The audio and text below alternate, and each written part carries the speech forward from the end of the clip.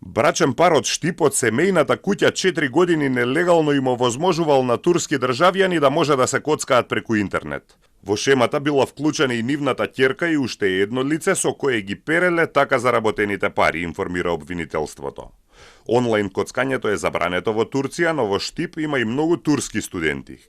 Обвинителството соопшти дека е отворена истрага против 2 лица, додека за 2 други се води скратена постапка.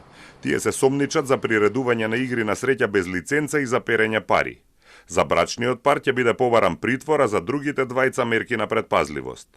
Синоќа биле извршени претреси при кои биле запленети златен накид, 4 луксузни автомобили, 5 моторцикли и 1 четирицикл.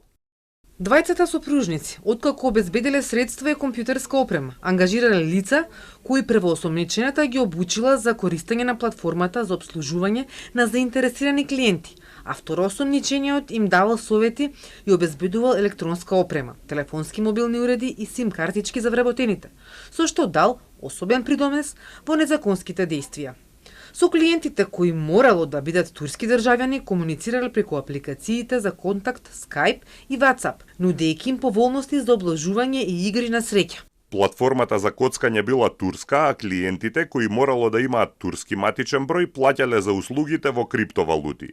Осомничените ги менувале криптовалутите во долари или во евра и ги трошеле, водејќи луксузен живот иако биле невработени и приматели на социјална помош, информира обвинителството.